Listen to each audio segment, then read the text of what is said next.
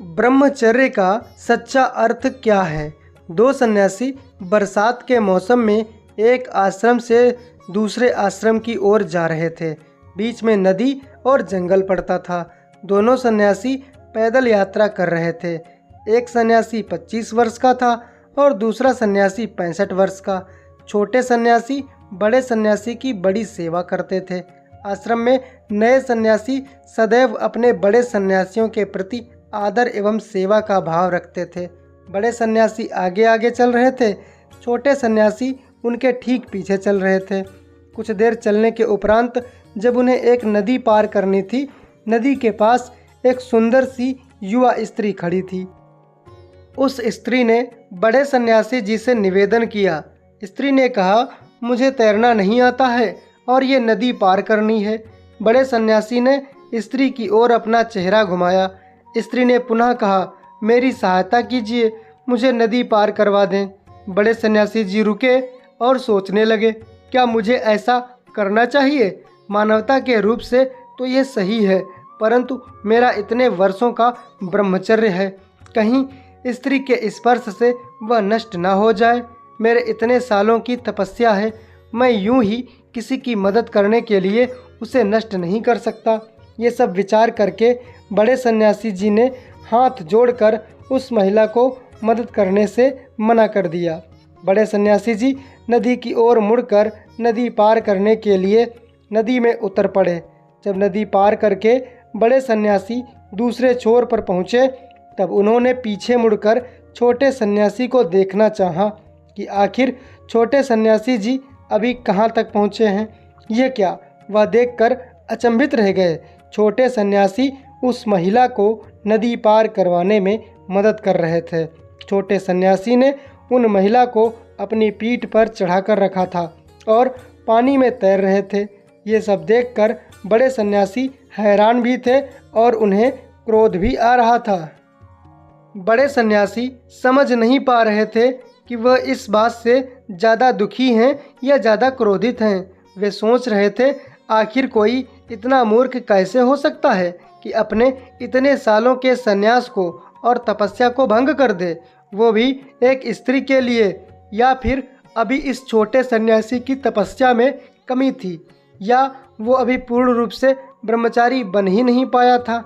एक स्त्री के सौंदर्य को देखकर भटक गया। यदि वह उसे मदद नहीं करता तो कौन सा मानव जाति के ऊपर कोई आपत्ति आ जानी थी। ये सब सोचकर बड़े सन्यासी जल्दी जल्दी आगे बढ़ते जा रहे थे। बड़े सन्यासी ने जब फिर से पीछे मुड़कर देखा तो पाया वे दोनों नदी पार कर चुके थे। छोटे सन्यासी उस महिला से कह रहे थे, देवी आप अब सुरक्षित हैं, अब आप अपने गंतव्य स्थान को जा सकती हैं, मैं आपसे अब जाने की आज्ञा लेता हूँ। ये कहकर वो भी बड़े सन्यासी के पीछे पीछे आने लगे। बड़े सन्यासी आगे मुड़कर वापस आगे जाने लगे। तभी बड़े सन्यासी के पैर में एक कांटा चुभ गया और बड़े सन्यासी के पैरों से लहू बहने लगा। यह देखकर छोटे सन्यासी दौड़े और बड़े सन्यासी के पैर से कांटा निकाल दिया। फिर उन्हें बिठाने के लिए एक शिला को साफ किया, परंतु बड़े सन्यासी छोटे सन्यासी से अत्यंत क्रुद्ध थे। उन्होंने छोटे सन्यासी को डपटते हुए कहा, मुझे तुम्हारी सहायता या सेवा की आवश्यकता नहीं है। ये कहकर लंगड़ाते हुए वह आगे बढ़ने लगे। जब भी छोटे सन्यासी कोई बात करना चाहते तो या तो बड़े सन्यासी की सेवा करना चाहते तो बड़े सन्यासी झिड़क देते। छोटे सन्यासी समझ नहीं पा रहे थे कि आखिर हुआ क्या है। उनके सोच में ये बात दूर दूर तक नहीं थी कि महिला की मदद करने के कारण बड़े सन्यासी दुखी एवं क्रोधित हैं। चलते चलते दोनों सन्यासी दूसरे आश्रम तक पहुंच गए। उन दोनों के रहने की व्यवस्था एक ही कमरे में की हुई थी।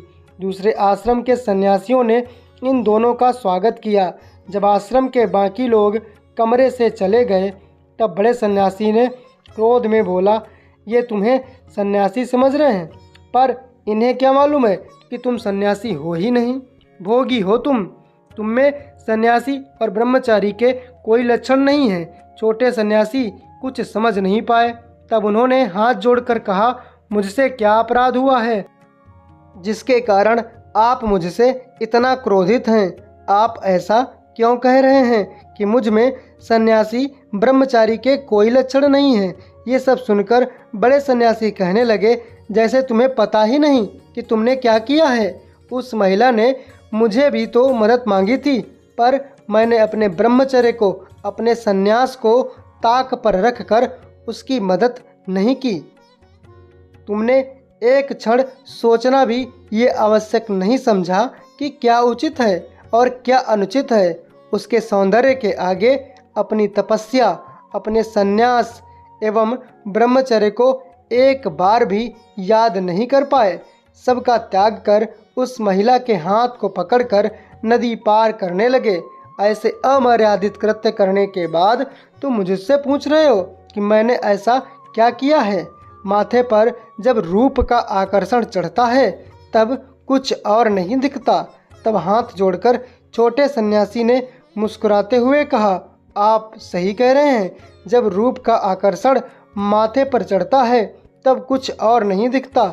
मैंने तो उस महिला का साथ कब का छोड़ दिया, परंतु वह अभी तक आपके माथे में बैठी हुई है। क्या क्रोध, कुंठा और दुख ब्रह्मचर्य को भंग नहीं करते? क्या केवल स्त्री का स्पर्श ब्रह्मचर्य को भंग करता है? ब्रह्मचर्य का स्थान मनुष्य के अंदर है, बाहर नहीं। बाहर की कोई भी स्थिति, परिस्थिति, वस्तु या स्थान एक सन्यासी, एक ब्रह्मचारी को भंग नहीं कर सकते जब तक वह स्वयं अंदर से भंग ना हो। मैंने तो उस स्त्री को केवल एक असहाय मानव के रूप में देखा, उसकी सहायता की और आगे चल पड़ा। सन्यासी जीवन में तो काम, क्रोध, मद, मोह किसी के लिए भी स्थान नहीं है। ब्रह्मचर्य का अर्थ ब्रह्म जैसा आचरण होता है।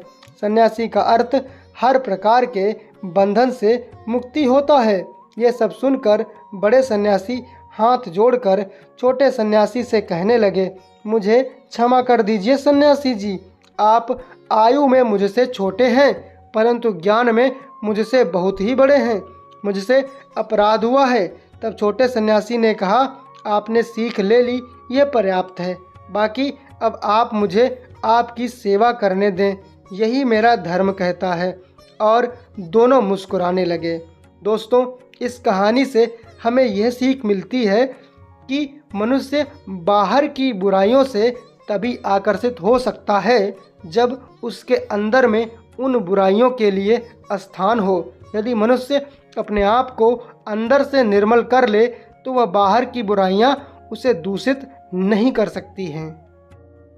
दोस्तों, यह प्रसंग आप सभी को कैसा लगा कमेंट करके ज़रूर बताइए। और ऐसे ही अन्य प्रसंगों के लिए और हमारे चैनल पर अपलोड किए जाने वाले सभी वीडियोस को देखने के लिए चैनल को अभी सब्सक्राइब करें और कमेंट में जय श्री राम लिखना न भूलें।